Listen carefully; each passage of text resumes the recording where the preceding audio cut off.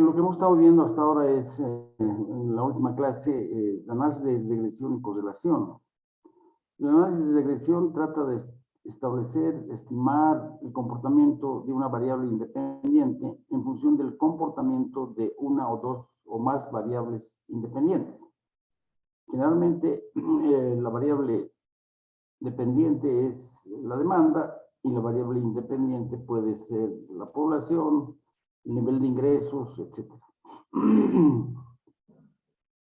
Hemos visto también que existen lo que se llama la regresión simple, que trata de vincular una variable dependiente con una variable independiente. La regresión múltiple trata de vincular una variable independiente con dos o más variables independientes. Y hemos visto que se pueden utilizar lo que se llaman las funciones de mínimos cuadrados, que permiten establecer la causa entre las variables que se están considerando.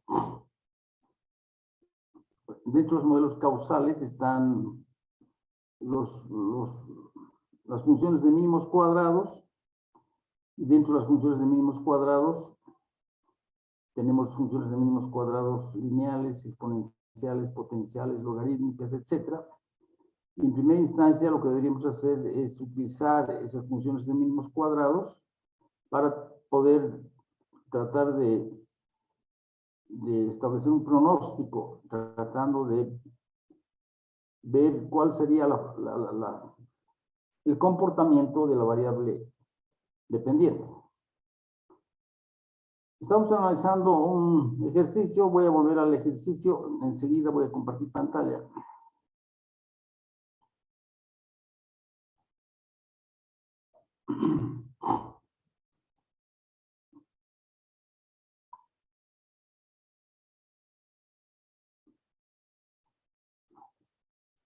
Aquí tenemos la variable x, la variable y, la multiplicación de x por y, x al cuadrado y al cuadrado. Hemos visto que el Excel permite, a través de utilizar el gráfico de dispersión, vincular, por ejemplo, la variable x con la variable y a través de una función lineal, por ejemplo. Una función lineal, como la ven en el gráfico, y es igual a 25,591 por x menos 43,545. El valor de r cuadrado, que es el valor de determinación, es 0.9586. 0.9586. Estos valores también se pueden obtener en forma manual aplicando las siguientes fórmulas. El valor de b es el cociente entre el numerador, que es el numerador es n, la sumatoria de x por y, menos la sumatoria de x por la sumatoria de y. Y el denominador es n sumatoria de x al cuadrado menos la sumatoria de x al cuadrado. Efectuando los cálculos correspondientes, obtenemos que el valor de b es igual a 25,591. El valor de b, aquí está, 25,591, el mismo valor. Y el valor de a se puede calcular como el promedio de y menos b por el promedio de x.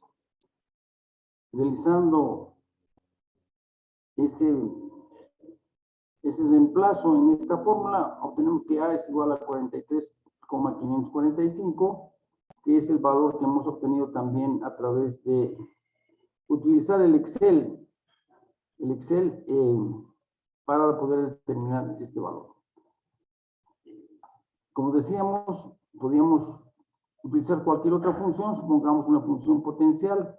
Voy a situarme en cualquiera de los puntos del gráfico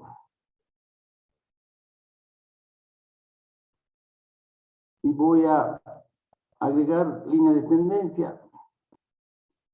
Dentro de la línea de tendencia voy a utilizar la potencial, la función potencial. Le voy a pedir además que pueda presentar la ecuación en el gráfico y presentar el valor de R cuadrado en el gráfico. Ahí están los valores para la función potencial.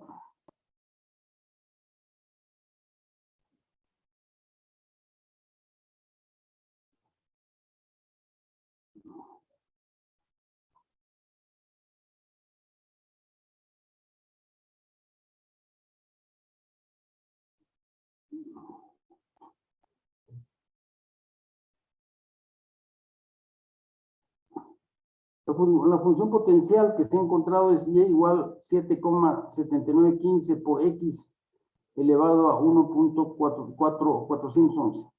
El valor de R cuadrado es 0,989. Comparando la función potencial con la función lineal a través del coeficiente de determinación R cuadrado, se ve que el valor de R cuadrado de la función potencial 0.98 es mayor que el valor de R cuadrado de la función lineal 0.9586. Por lo tanto, de estas dos funciones que hemos graficado y que hemos analizado, deberíamos elegir la función potencial que tiene un R cuadrado mayor a el R cuadrado de la función lineal. El R cuadrado de la función potencial es 0.989 y el R cuadrado de la función lineal es 0.9586. Bien, voy a dejar de compartir pantalla. Este gráfico y el ejemplo lo voy a dejar en la plataforma de la carrera esta tarde para que puedan analizarlo, puedan ver cómo hemos obtenido estos valores, etc. Entonces voy a dejar de compartir la pantalla un momento para volver a compartir la pantalla.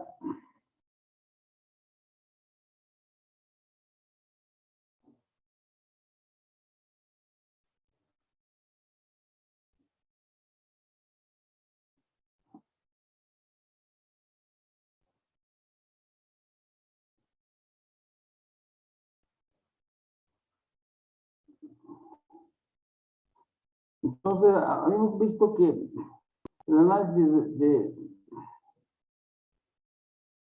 correlación establece el grado de asociación entre las variables. Aquí tenemos tres ejemplos.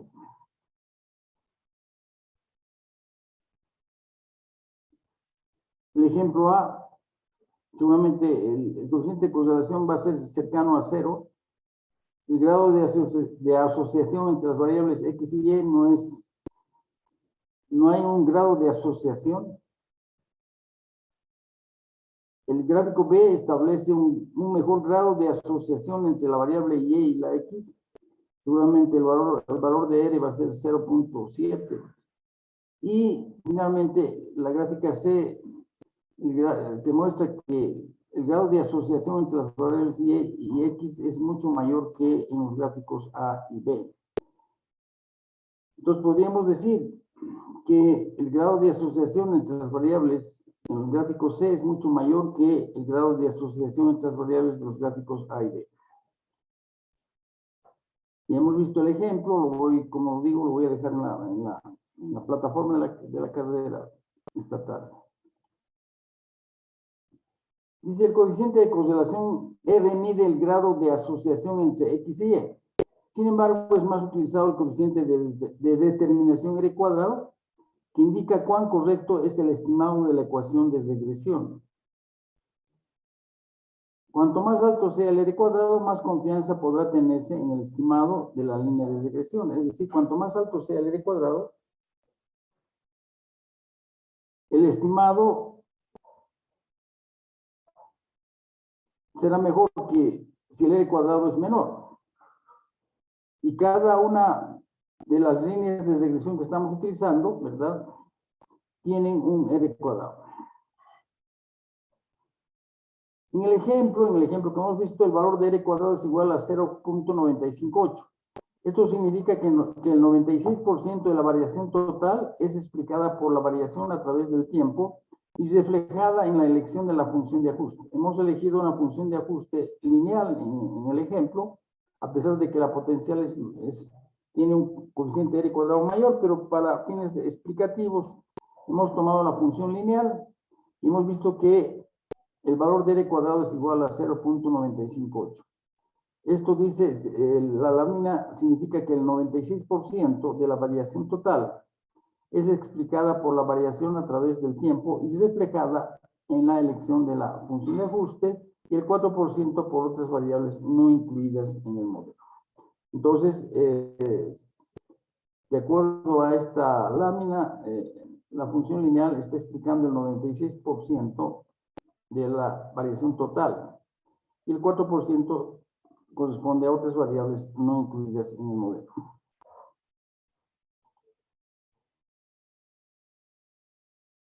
¿Cuáles son las limitaciones del análisis de regresión y correlación? A pesar de que es un método que se puede utilizar cuando, en primer lugar, consideramos que el futuro, el comportamiento futuro va a ser muy parecido al comportamiento pasado. Es decir, que la tendencia que tengamos en el futuro va a ser muy similar a lo que ha ocurrido en el pasado, en primer lugar. En segundo lugar, tenemos que tener la suficiente cantidad de muestras, la suficiente cantidad de información, como para poder realizar un análisis de regresión y correlación.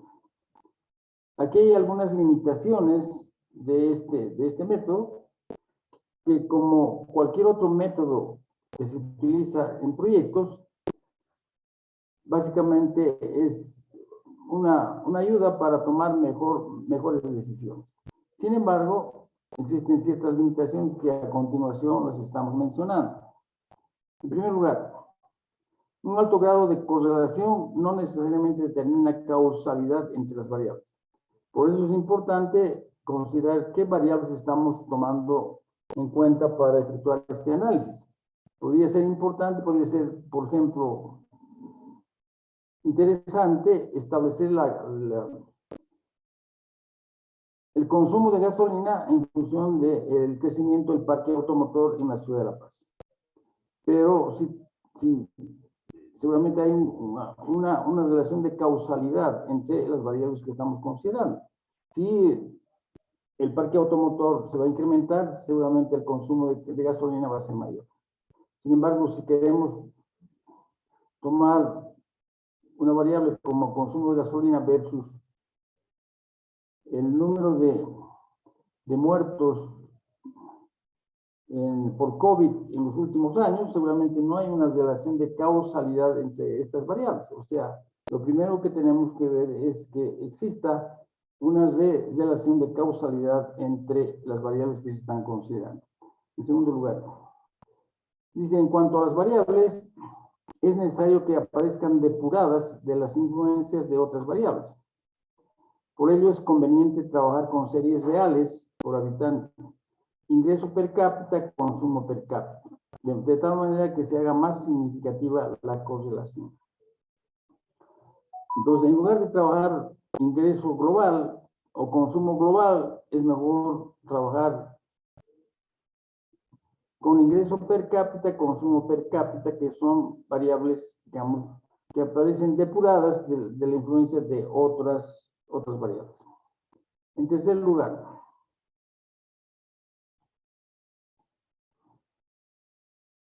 dice, dos series pueden también arrojar coeficientes de correlación cercanos a 1 porque el tamaño de muestra es insuficiente. Lo conveniente es por lo menos tener 10 datos históricos para poder efectuar un análisis de regresión y correlación. Si tenemos una cantidad menor de datos, evidentemente, dice, dos series pueden arrojar también coeficientes de correlación cercanos a 1 porque el tamaño de muestra es insuficiente. Llegado al extremo, si tenemos dos puntos, ¿verdad? Dos observaciones, seguramente el valor de R cuadrado va a ser igual a 1. Si consideramos una función lineal. En cuarto lugar, desde el punto de vista del tipo de función, sobre todo cuando se tiene por objetivo la predicción de una variable, es conveniente trabajar con funciones sencillas, capaces de representar la tendencia de la nube de puntos. Como estamos utilizando este método para efectuar un pronóstico, es importante utilizar funciones sencillas. Si utilizamos funciones muy de cuarto, quinto grado, ¿verdad? Es posible que esa función pase por los puntos observados y por lo tanto va a ser mucho más complicado realizar un pronóstico. En cambio, si tenemos varios puntos y utilizamos funciones sencillas, evidentemente esta función nos permite efectuar un pronóstico.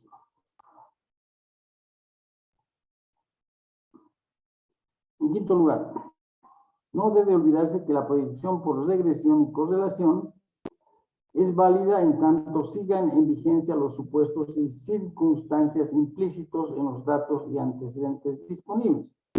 Eso es lo que habíamos manifestado al principio de la exposición de las láminas, en el sentido de que se considera, para aplicar este método, que el comportamiento futuro va a ser muy similar al comportamiento pasado. En sexto lugar, debe destacarse que los modelos de regresión y correlación significan una permanente revisión de los supuestos implícitos en estos modelos y acumulación de nuevos antecedentes que permitan ajustar el modelo a las nuevas circunstancias. Evidentemente, este método es valioso en tanto se disponga de la información, pertinente que nos permita realizar este análisis de regresión y correlación y, digamos, cuidando de los 6 puntos que hemos mencionado en estas láminas. Sin embargo, como cualquier otro instrumento, pues tiene que aplicarse en forma correcta.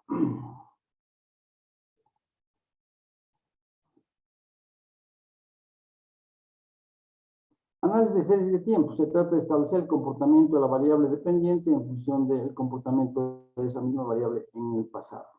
Lo que tratamos de ver es el comportamiento de una variable, que generalmente es la demanda, o cualquier variable dependiente en función de los valores que esta misma variable ha tenido en el pasado.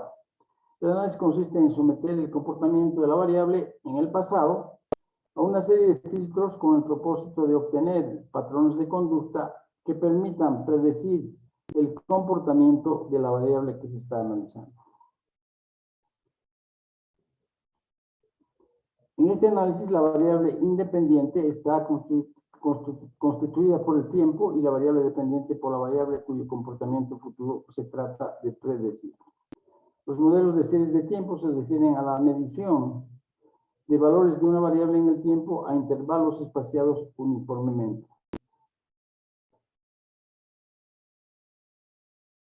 El objetivo de la identificación de la información histórica es determinar un patrón básico en su comportamiento que posibilite la predicción de la variable deseada.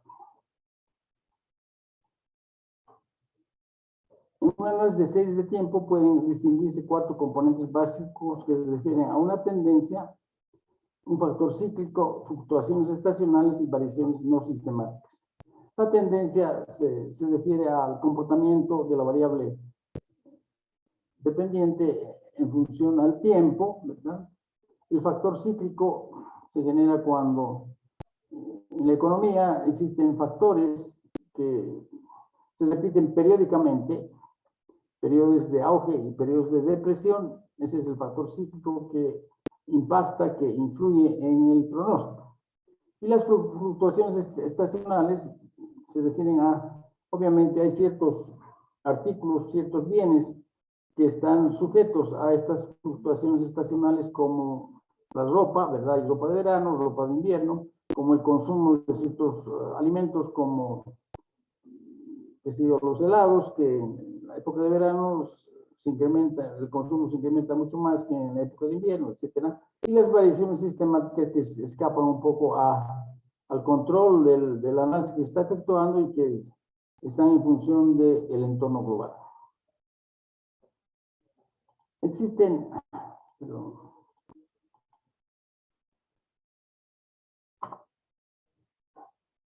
no sé qué ha pasado con esta lámina. Existen básicamente 2 métodos que se utilizan cuando utilizamos las series de tiempo, que son los promedios móviles y lo que se llama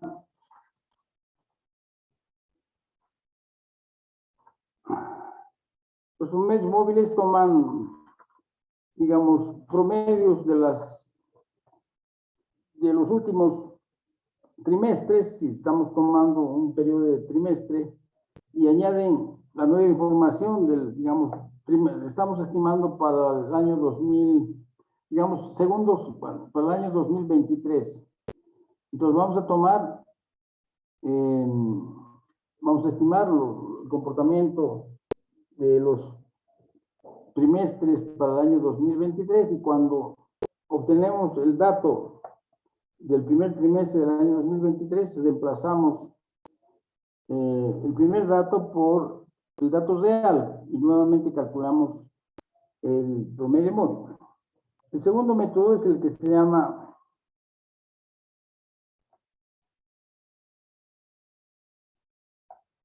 afinamiento exponencial. Afinamiento exponencial que también se utiliza en, digamos, en un pronóstico en el cual, un pronóstico de corto plazo,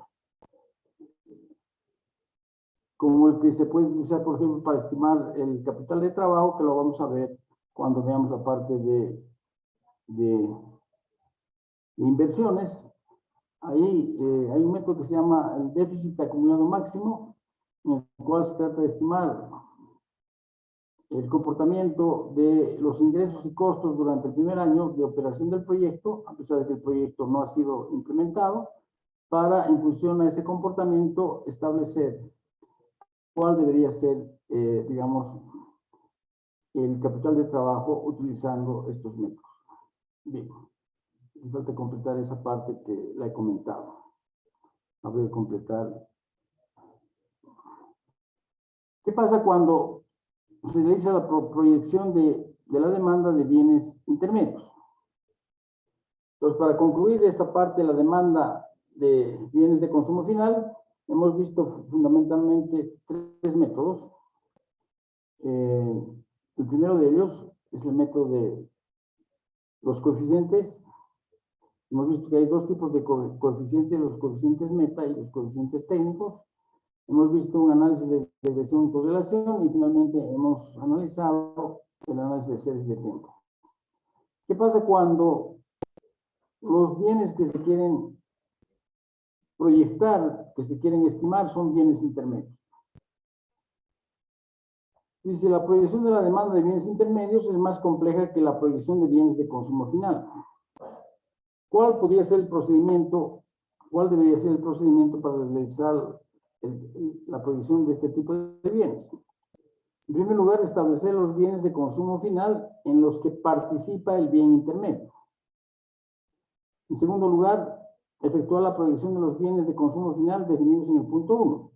Para efectuar la proyección de esos bienes de consumo final en los cuales participa el bien intermedio, podríamos utilizar cualquiera de los métodos que hemos visto anteriormente. En tercer lugar, establecer un coeficiente técnico que vincule el bien intermedio con los bienes de consumo final. En cuarto lugar, aplicar el coeficiente técnico a las proyecciones de los bienes de consumo final. Y finalmente, agregar la demanda del bien intermedio encontradas a través de los bienes de consumo final. Vamos a ver el siguiente ejemplo, el hilo de algodón. El hilo de algodón es un bien intermedio porque no se lo puede utilizar la población, el usuario, el demandante, digamos, representado por las personas, no puede utilizarlo en forma directa. Y vamos a suponer que este bien intermedio tiene que ser transformado para poder ser usado. Y este bien intermedio, que es el hilo de algodón,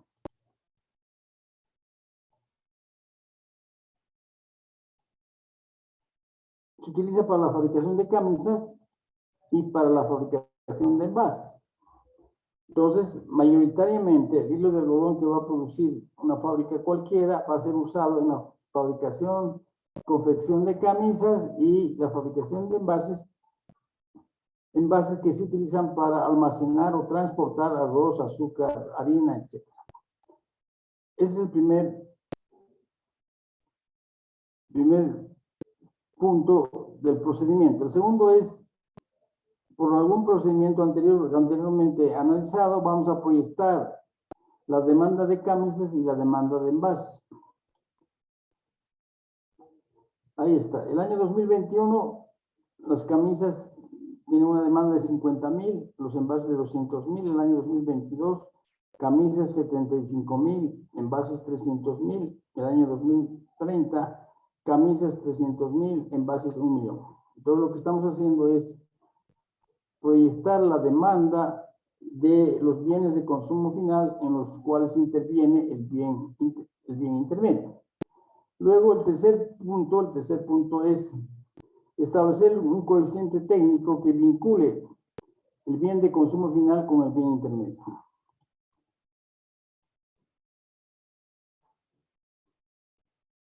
Vamos a suponer que por camisa se utilizan 100 gramos de hilo de algodón, porque evidentemente se va a mezclar con otro tipo de fibra textil, como podría ser el nylon, el rayón, etc. Y vamos a suponer que se van a utilizar 250 gramos de hilo de algodón por envase. Entonces, teniendo ya proyección de tanto de camisas como de envases, podemos, aplicando estos coeficientes técnicos, establecer que el año 2021 la cantidad de hilo de algodón va a ser de 5 toneladas, de envases 50, haciendo un total de 55. El año 2022, 7.5, 75 en envases, haciendo un total de 82.5. El 2030 en camisas 30 y en envases 250, haciendo un total de 280. Ese es el procedimiento que deberíamos seguir cuando tratamos de estimar la demanda de bienes intermedios.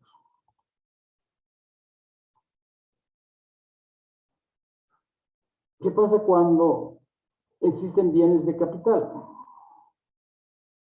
Los bienes de capital son bienes, como hemos visto anteriormente, que incrementan el rendimiento del trabajo humano, dentro de los cuales están, por ejemplo, las construcciones, ¿verdad? Las maquinarias y equipos. Si hablamos de construcciones, evidentemente incrementan el trabajo de la persona, porque la persona, como ustedes pueden disponer en este momento de un dispositivo electrónico a través del cual están ustedes recibiendo la clase, están cobijados bajo un techo. Si no tuviesen ese techo ni tuviesen los medios como una computadora o un teléfono, difícilmente podrían acceder a digamos, a esta capacitación que estamos impartiendo en este semestre. De la misma manera, si un bien de capital está dado por la maquinaria que permite la elaboración de bienes de consumo final. ¿Cómo se realiza la proyección de la demanda de bienes de capital? Además de seguir un procedimiento similar a la demanda de bienes intermedios, deberíamos analizar además los siguientes elementos. Por expansión de la capacidad, por reposición u obsolescencia, por innovaciones técnicas, por cambios estructurales en la economía a través de los planes y programas. Analicemos brevemente cada uno de estos aspectos. Por expansión de la capacidad. Supongamos que el gobierno actual repone el mercado de Estados Unidos para el sector textil, y por lo tanto el sector textil, de acuerdo a esa reposición del mercado que se ha cortado aproximadamente hace 10 años, ¿verdad? Tienen la posibilidad de brindar los productos al mercado de Estados Unidos. Y por lo tanto, seguramente va a haber una expansión de la capacidad del sector textil. Las empresas que están asentadas en este rubro en el país van a comprar nueva maquinaria para poder retomar la exportación a un mercado interesante como es el mercado de Estados Unidos. En segundo lugar, se tiene que analizar por reposición u obsolescencia, que está ligado al tercer aspecto, que es por innovaciones técnicas. Pues evidentemente, cualquier maquinaria y equipo tiene una vida útil y por lo tanto es necesario reponer esa maquinaria. Estamos hablando de maquinaria que ha cumplido su vida útil y es necesario cambiarla. El tercer aspecto es por innovaciones técnicas.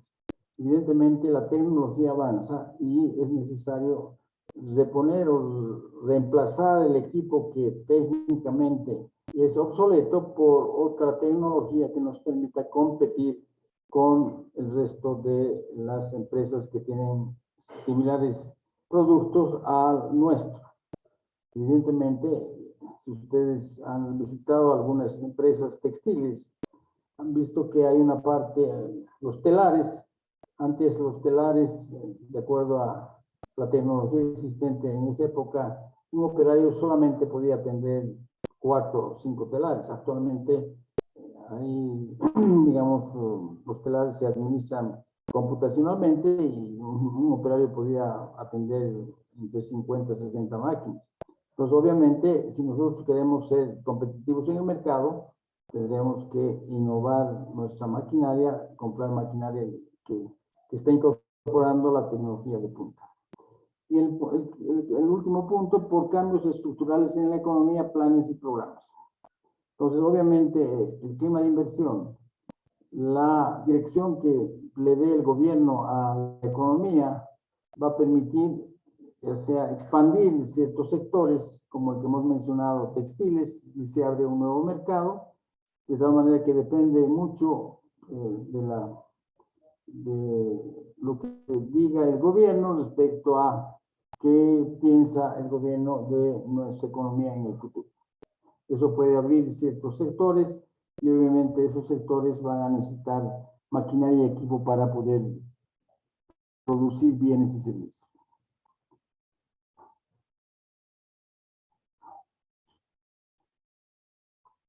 Y hemos analizado la demanda, ¿verdad? Hemos visto varios métodos que se podrían utilizar para proyectar la demanda.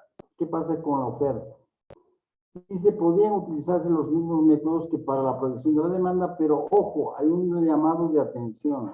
Siempre se debe tomar en consideración la capacidad instalada. Veamos este ejemplo, oferta de soya a nivel nacional. Queremos estimar la oferta de soya a nivel nacional. Podríamos tomar datos del Ministerio del EMEDRIT y en función a esos datos de producción de soya en los últimos 15 años, efectuar un análisis de regresión y proyectar la producción de los próximos 10 años en función a el comportamiento pasado. Pero siempre se debe tomar en consideración la capacidad instalada. ¿Cuál es la capacidad instalada de la oferta de soya a nivel nacional? En primer lugar, tenemos que tomar en consideración las hectáreas cultivables, ¿verdad? O sea, no se puede sembrar soya en cualquier terreno, en condiciones competitivas. No podíamos sembrar soya en el altiplano. Podíamos crear ciertos aspectos técnicos que traten de brindar a este cultivo las condiciones naturales en las cuales se desarrolla. Altitud sobre el nivel del mar, el clima, etc. Pero obviamente vamos a crear condiciones artificiales y no vamos a poder competir digamos, en la producción de soya en aquellas regiones que tienen las condiciones naturales. Por lo tanto, si hablamos de hectáreas cultivables, hay un límite, ¿verdad? No todo el territorio nacional tiene el terreno apto para el cultivo de soya. Primera restricción. En segundo lugar, existe un rendimiento por hectárea. A pesar de que podemos utilizar fertilizantes, transgénicos, etcétera, hay un límite en cuanto a la cantidad de soya por hectárea que podemos obtener. Entonces, esas dos variables hacen que la producción de soya esté limitada por la cantidad de hectáreas disponibles aptas para el cultivo de soya y, en segundo lugar, por el rendimiento de soya por hectárea que se pueda obtener. Entonces, si nosotros no consideramos esas dos variables y solamente nos abocamos a realizar la proyección de la producción de soya considerando la producción de los últimos 10 años, podríamos llegar a cifras que están fuera de la realidad. Por eso es importante tomar en consideración la capacidad instalada. El otro ejemplo, oferta de la fábrica de cemento de Viacha. La fábrica de cemento de Viacha tiene un tamaño, no sé exactamente cuál es actualmente el tamaño, supongamos que son 380,000 toneladas de cemento por año.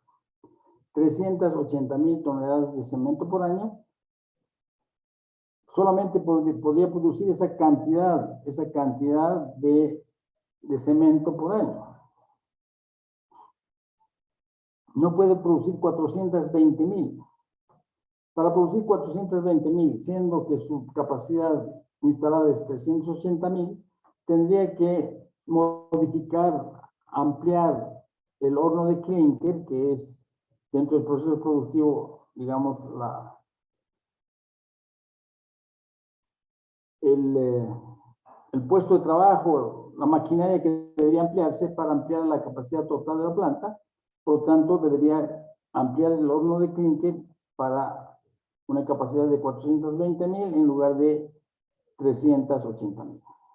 Por lo tanto, si nosotros tomamos en consideración toda la producción anterior y proyectamos esa producción de cemento Viacha, mediante el análisis de regresión podríamos llegar a cifras como el año 2023, la fábrica de cemento Viacha va a producir 480,000 toneladas, siendo así que su capacidad instalada es de solamente 380,000, a menos que haga la ampliación que hemos mencionado. Por esas razones que es importante y fundamental, si bien podemos utilizar los mismos métodos que hemos planteado para el análisis de la demanda, tenemos que hacer referencia a la capacidad instalada.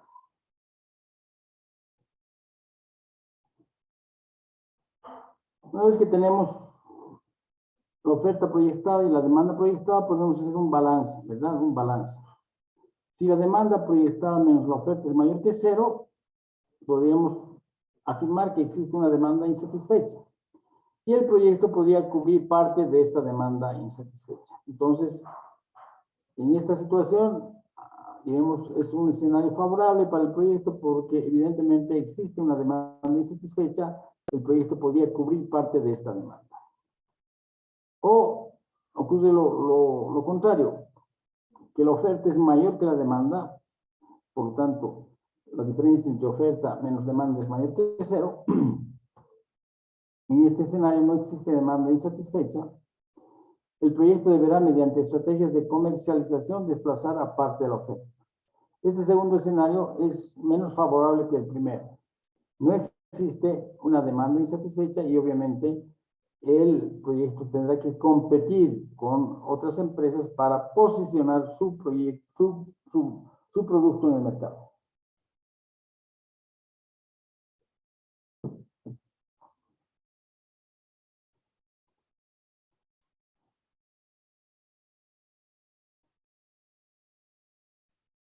Los modelos que hemos analizado son los modelos de regresión y correlación, son modelos causales, son modelos cuantitativos, pero existen técnicas cualitativas de predicción.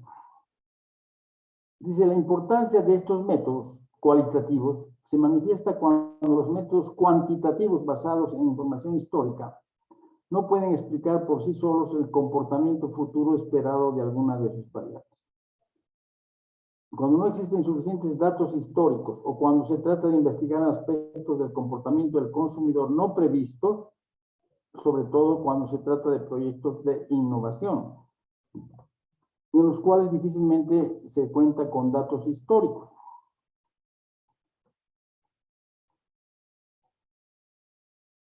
Dentro de los métodos más comúnmente aplicados se pueden mencionar los siguientes. El método Delphi consiste en reunir a un grupo de expertos en un panel a quienes se les somete a una serie de cuestionarios con un proceso de retroalimentación controlado después de cada serie de respuestas.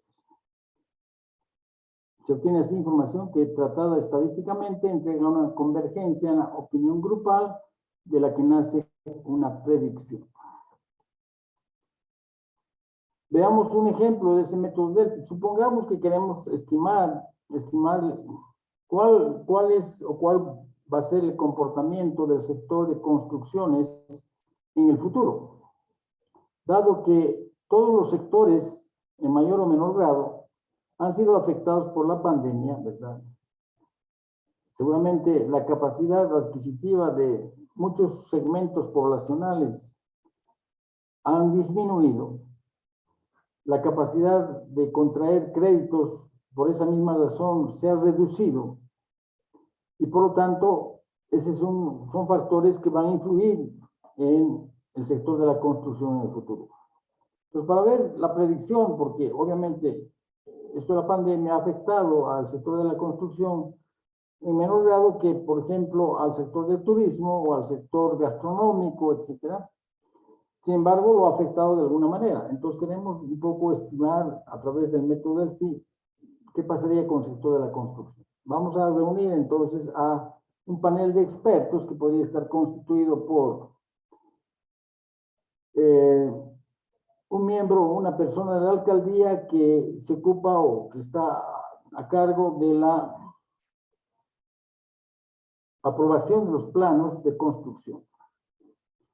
Un otro experto de los bancos, de dos o tres bancos, que otorgan, diremos, créditos para la construcción a cierto tipo de empresas, como el Banco Visa, por ejemplo, para la construcción de edificios multifamiliares.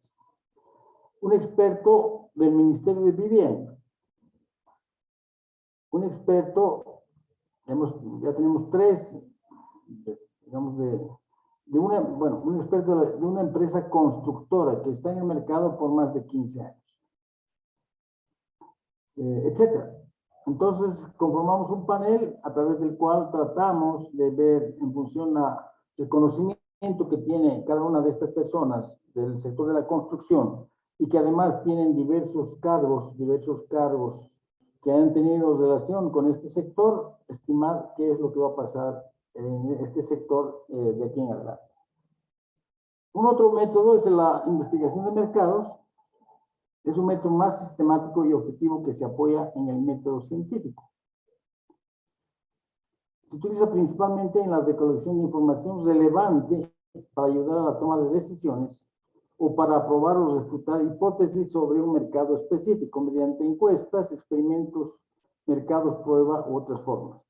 Evidentemente, ustedes lo han debido ver, se han pasado esta materia que lamentablemente ha sido cambiada por otras en el actual penso, ¿verdad? En la investigación de mercados lo que se hace es tratar de, a través de las encuestas, a un segmento de la población, tratar de establecer ciertas respuestas, como por ejemplo, cuál podría ser el consumo semanal, mensual de cierto tipo de bien, qué tipo de envase le es más atractivo al consumidor, etc. Este método constituye quizás un paso necesario para la aplicación y el uso de cualquiera de los restantes métodos, dada la información sistematizada y objetiva que entrega.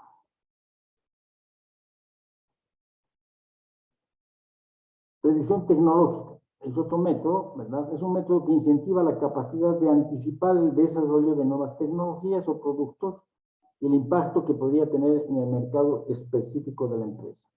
Esto de la predicción tecnológica es muy importante en sectores como el sector de información, el sector de la parte de computadoras, teléfonos celulares, etc.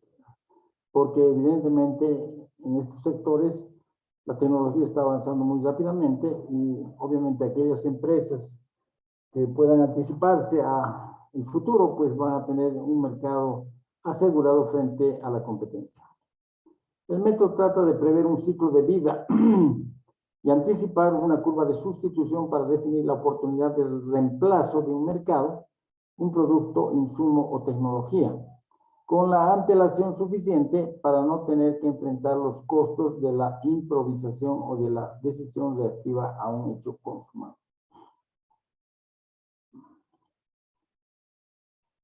Ahora vamos a analizar dos aspectos fundamentales que son la demanda y la oferta.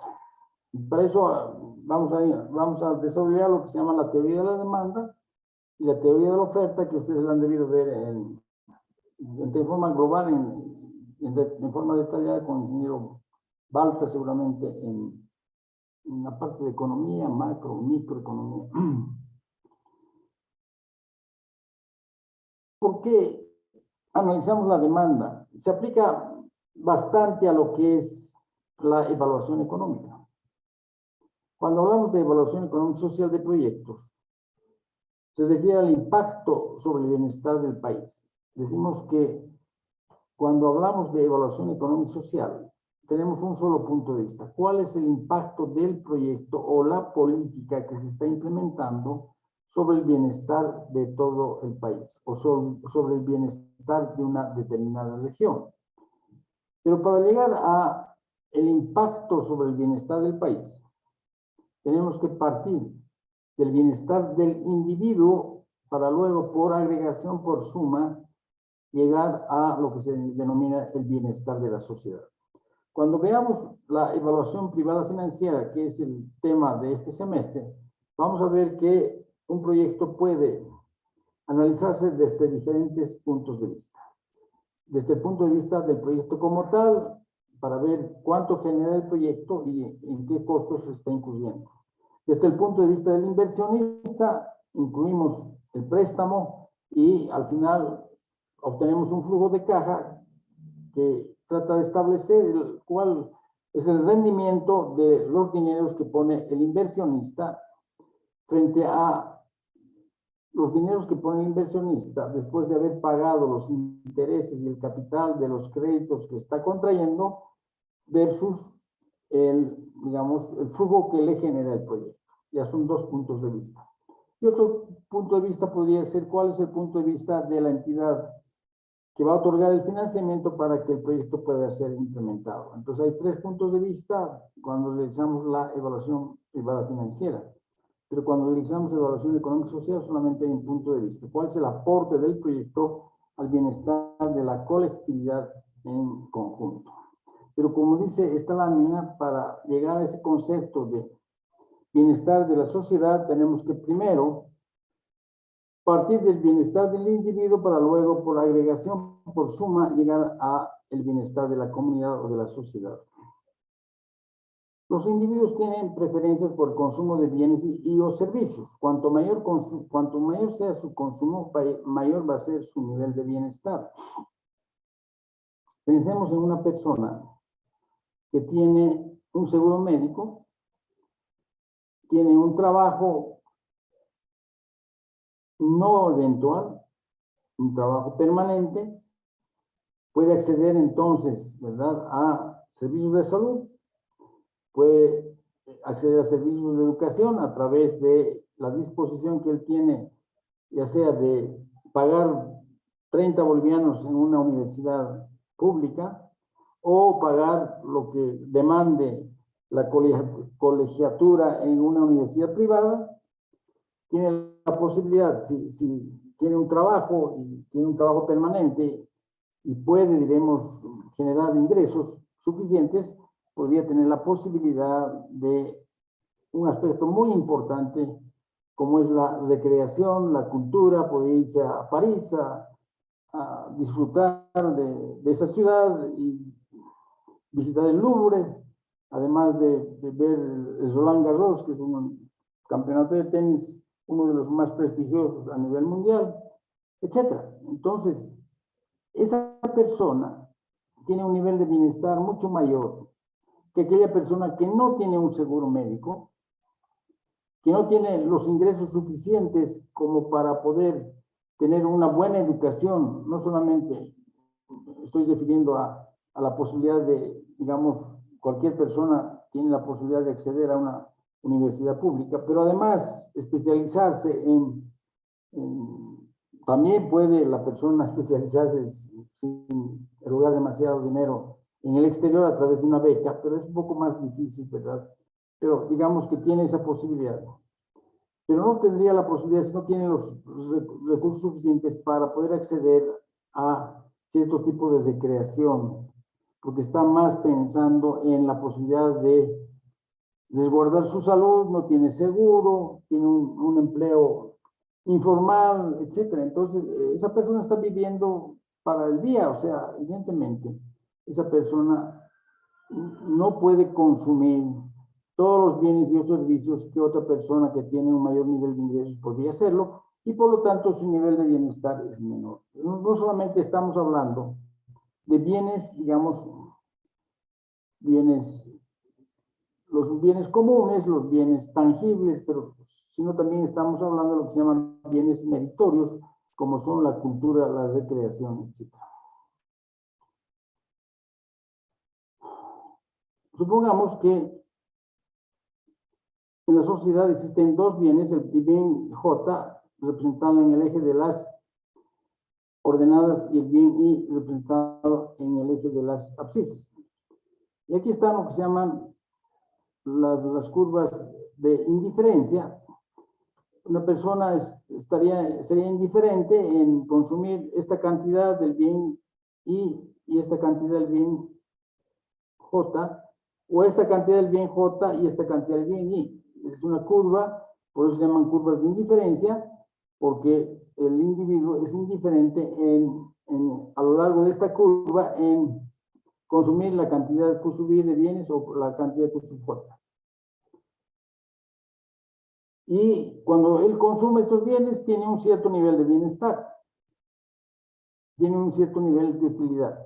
Pero supongamos que esta persona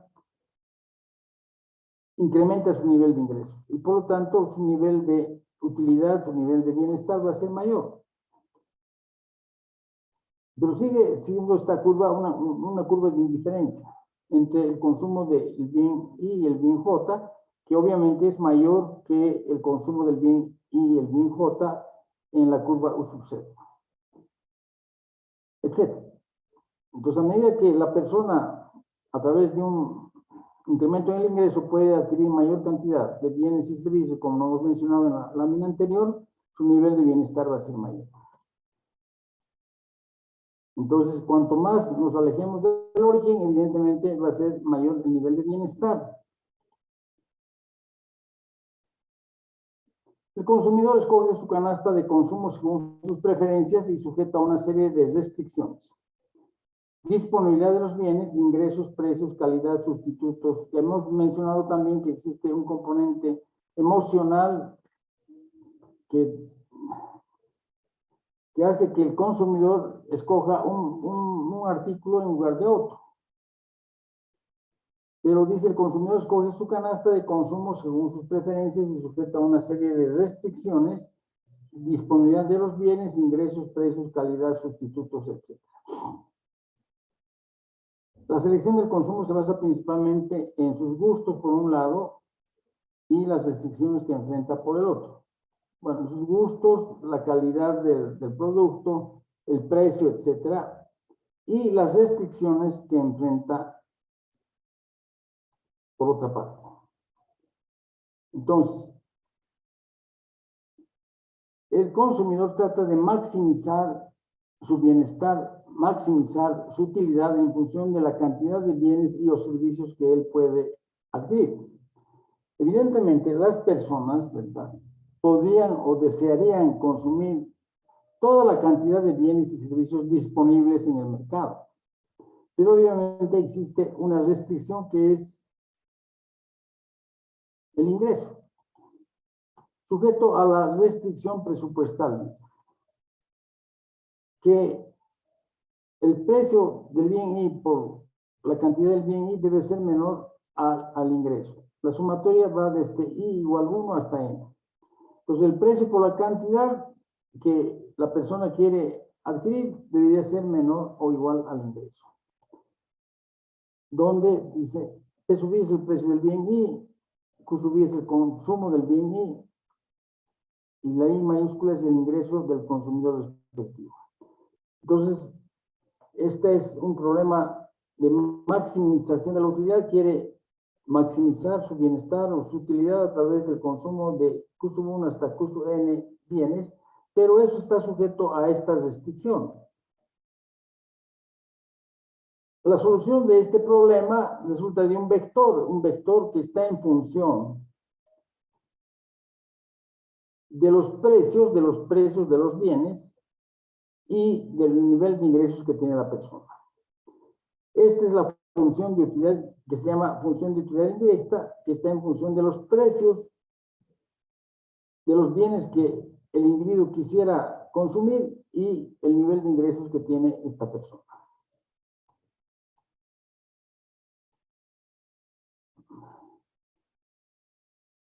La función de demanda relaciona la cantidad demandada Q sub I con las demás variables.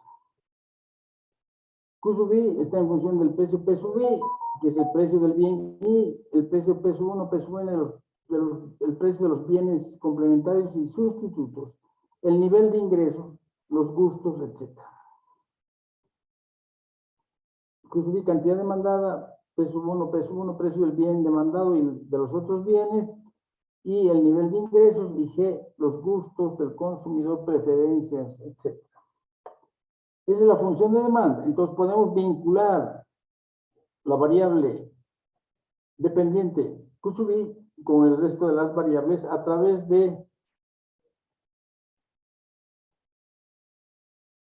una función lineal, por ejemplo. La cantidad demandada de Q sub I va a ser A sub 0 más A sub 1, P sub 1, etcétera, más A sub n más 1 por nivel de ingresos, más A sub n más 2 por los gustos. Las A sub J, J va desde 0 hasta n más 2, ¿verdad? Son parámetros estimados mediante modelos econométricos. Felizmente han repuesto la materia de econometría. Entonces, los valores de A sub 0 hasta A sub n más 2 se obtienen mediante modelos econométricos. Y A sub J representa el cambio marginal de la cantidad consumida del bien I ante cambios marginales en la variable a la cual corresponde A sub J. A sub J es la variable parcial de la cantidad demandada respecto al precio. A sub n más 1, por ejemplo, A sub n más 1, aquí está A sub n más 1, es la derivada parcial de la cantidad demandada respecto al ingreso. A sub n más 2 es la derivada parcial de la cantidad demandada Q sub I respecto a los gustos.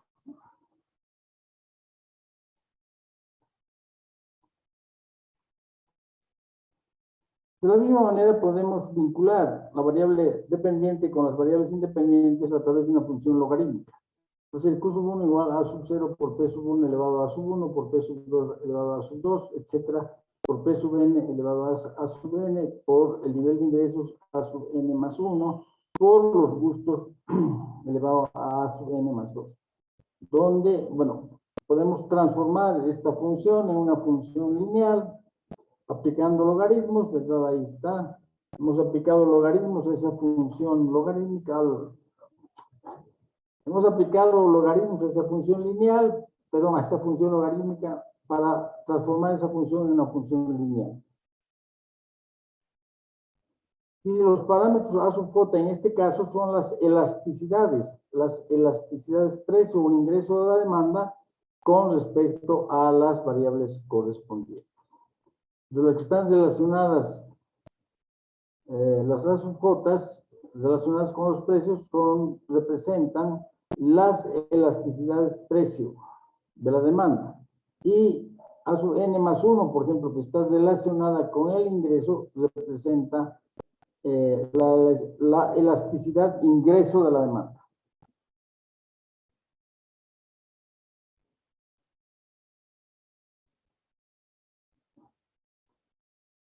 ¿Cómo obtenemos la curva de la demanda? Dice, es una relación funcional entre la máxima cantidad consumida de un bien y el precio del mismo bien, permaneciendo las otras variables constantes. Es la situación que se llama, la condición que se llama ceteris paribus, es decir, queremos vincular la cantidad consumida de un bien, la cantidad demandada de un bien con relación a su precio, manteniendo las otras variables constantes. Cantidad demandada del bien Y en función del precio del bien Y. Las otras variables se mantienen constantes. La inversa. El precio P sub I en función de la cantidad que subí. Es el máximo precio que el consumidor está dispuesto a pagar por una cantidad específica del bien Y.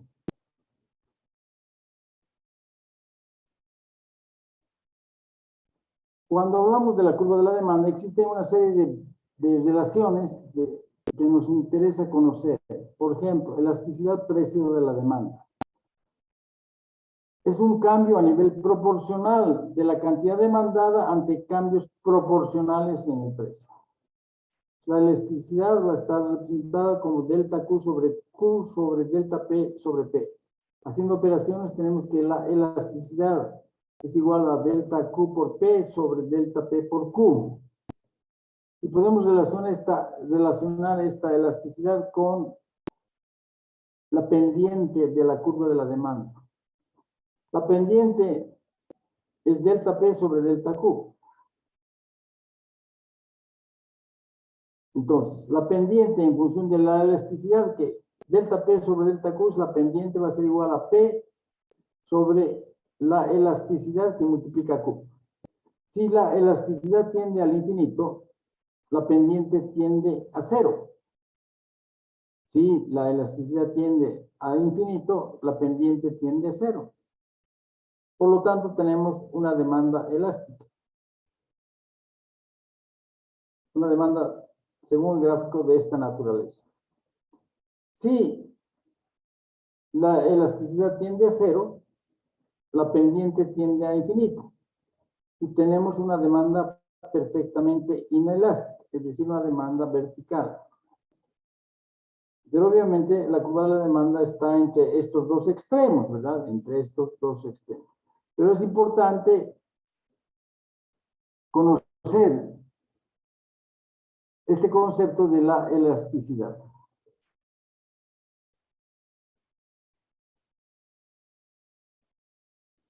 Otro concepto que es importante es lo que se llama la disposición a pagar y excedente del consumidor.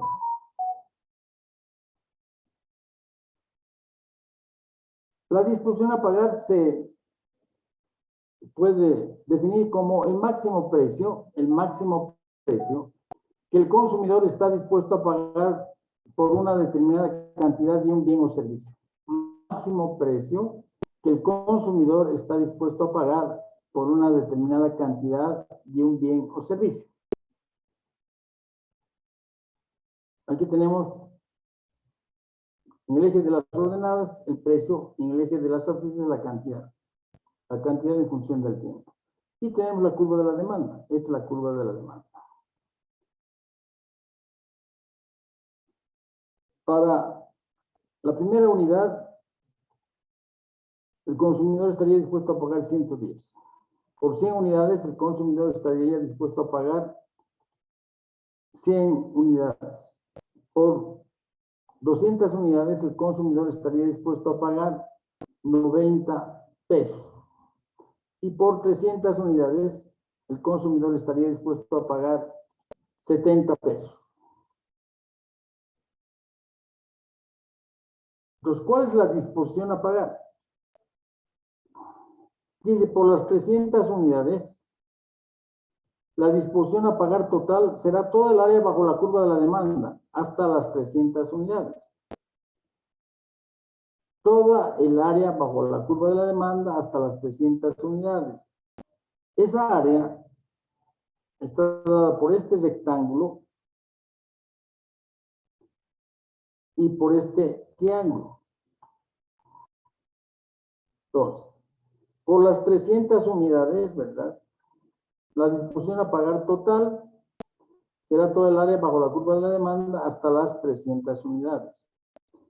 Esa área está compuesta por el rectángulo pintado de azul y por el triángulo pintado de rojo. Entonces, ¿cuál es esa área? La disposición a pagar va a ser igual a 300, que primero calculamos el área de este rectángulo pintado de azul. 300, la base por la altura, 70. Más el área del triángulo rojo. 300, que es la base por la altura, 110 menos 70. 110 menos 70, como es un triángulo sobre 2. La disposición a pagar por las 300 unidades asciende a 27,000 pesos. Pero, ¿cuál es el pago efectivo? ¿Cuál es el pago efectivo que realiza el consumidor? Por las 300 unidades, él paga 70. Entonces, el pago efectivo es 21,000. Es el rectángulo pintado de azul. Y por lo tanto, la diferencia entre lo que el consumidor está dispuesto a pagar versus el pago efectivo que él realiza es lo que se llama el excedente del consumidor. Ahí está. Excedente del consumidor, disposición a pagar menos pago efectivo. Disposición a pagar 27,000 menos 21,000 igual a 6,000. Ese es el excedente del consumidor, que está representado por el área pintada de rojo. Ese es el excedente del consumidor. Y el excedente va a ser mayor en la medida en la cual el precio sea menor. Sí, ¿verdad?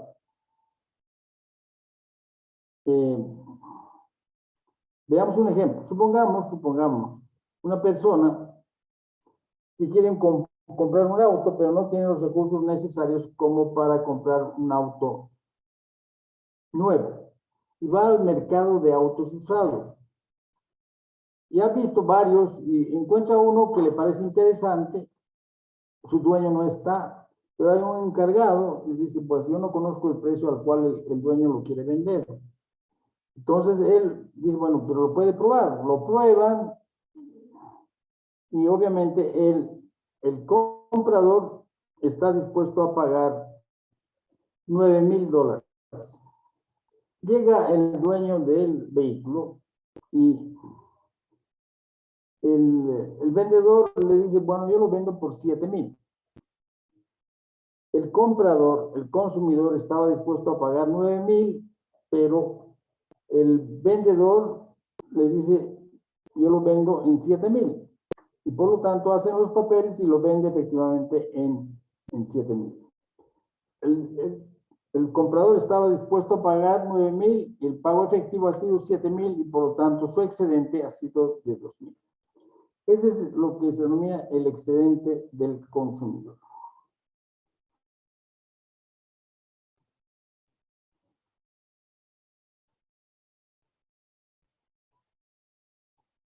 En términos generales, ¿verdad? Bueno, primero, la disposición a pagar por la cantidad Q sub 0 es toda el área bajo la curva de la demanda hasta Q sub 0. En este caso sería este rectángulo más este triángulo. Y hemos visto que el pago efectivo por Q sub 0 es P sub 0 y por lo tanto la diferencia entre la disposición a pagar y el pago efectivo es el excedente del consumidor, que es este triángulo.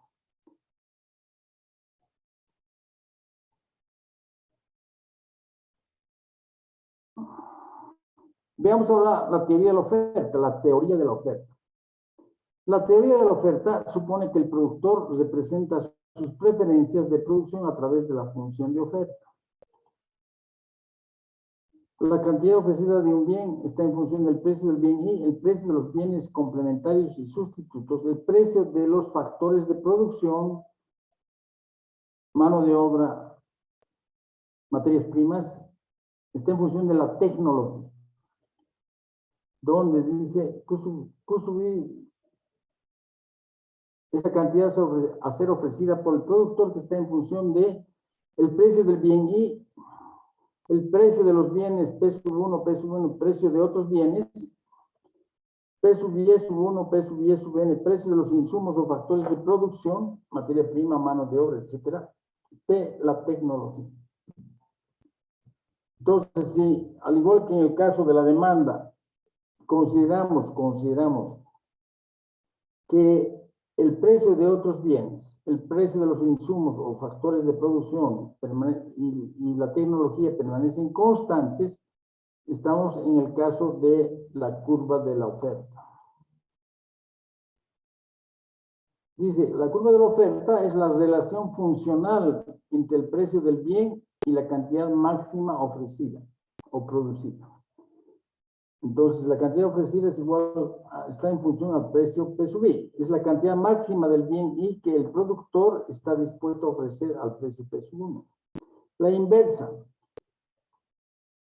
es el precio mínimo al cual el productor está dispuesto a ofrecer la cantidad Q sub I.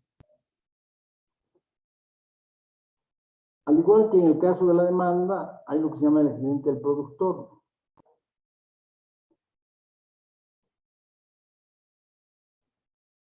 Esta es la curva de oferta.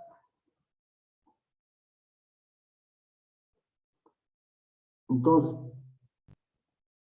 para la cantidad ofrecida Q sub 0, el productor estaría dispuesto a recibir el precio P sub 0.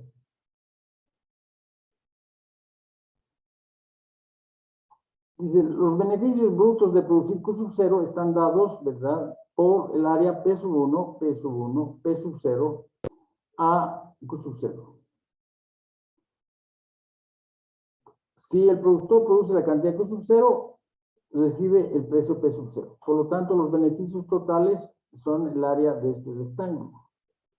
Sin embargo, el costo de producir la cantidad de Q sub 0 está dado por P sub 1 a Q sub 0. Está dada por el área de este rectángulo, de este triángulo, perdón. O sea, él vende la cantidad de Q sub 0 al precio P sub 0, el beneficio total, el beneficio bruto es este rectángulo, sin embargo, él tiene unos costos de producir la cantidad de Q sub 0, están representados por este triángulo. Por eso es que la curva de ofertas representa la curva de costos marginales, y por lo tanto a él al productor le cuesta producir el área que está bajo la curva de oferta, es decir, P sub 1 a sub 0, P sub 1 a Q sub 0. El excedente del productor, por lo tanto, es P sub 1, P sub 0 A, o el beneficio neto. Este es el excedente del productor. Y por otra parte, a este otro triángulo se le conoce como nombre de disposición a recibir. Es decir, que el productor por lo menos estaría dispuesto a recibir esa magnitud para cubrir sus costos de producir la cantidad que se observa. Entonces ya hemos visto cuál es el excedente del consumidor y cuál es el excedente del productor.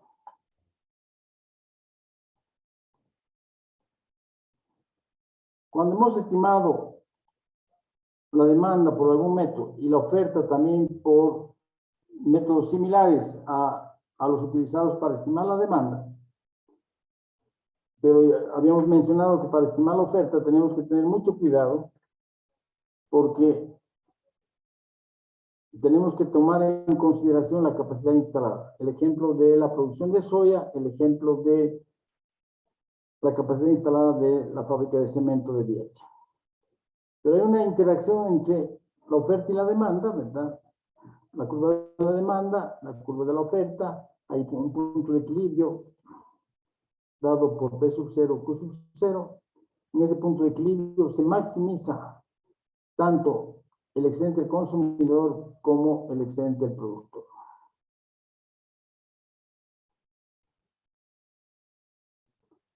Hemos mencionado que partimos de un bienestar del individuo para llegar por agregación, por suma, a una agregación de las demandas, de las curvas de demanda y oferta.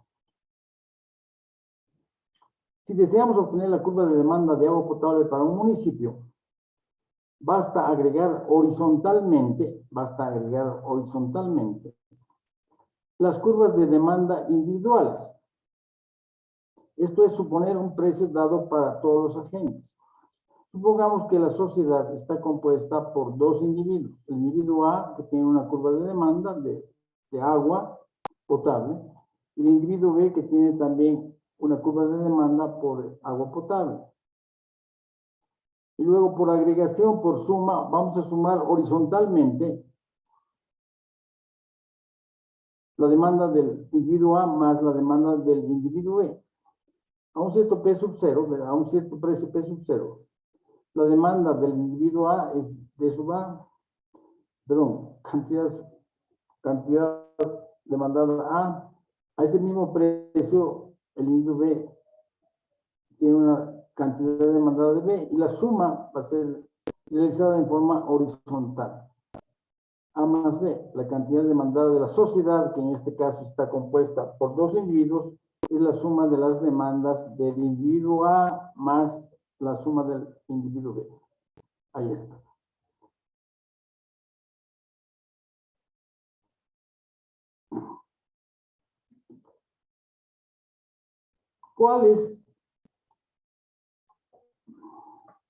¿Cómo se utilizan los excedentes del consumidor y del productor?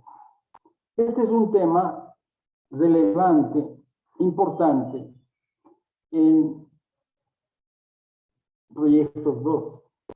La estimación de los beneficios para realizar la evaluación económica y social se pueden obtener a través de los excedentes tanto de los consumidores como de los productores. Eso lo vamos a ver mañana. Es un pantallazo de lo que vemos en detalle en proyectos 2, pero creo que es importante en este momento ver, digamos, la necesidad de conocer adecuadamente y medir adecuadamente, estimar adecuadamente, tanto el excedente del consumidor como el excedente del productor. Voy a dejar de compartir la pantalla, eso lo vamos a ver mañana. Y quisiera saber qué preguntas tienen ustedes, comentarios, lo que hemos visto hasta ahora. No se olviden que creo que dentro de una semana tenemos ya el primer examen parcial. Voy a dejar en la plataforma mañana en la tarde, que espero acabar ya la parte del estudio de mercado, porque los otros temas ya lo tienen ustedes en la plataforma. Y sugiero que vayan estudiando, porque obviamente un examen siempre es importante. Bien, preguntas, algunas dudas que tengan sobre lo que hemos visto ahora.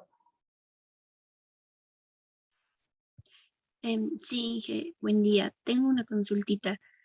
Sí, dígame. Con respecto, digamos, al proyecto de la materia como tal, bueno, sí es social, pero también es privado. En ese caso, ¿cómo haríamos el estudio del mercado? ¿Cuál es el proyecto? Si usted ya tiene el tema. Si usted me da el tema, yo le puedo orientar mucho más específicamente.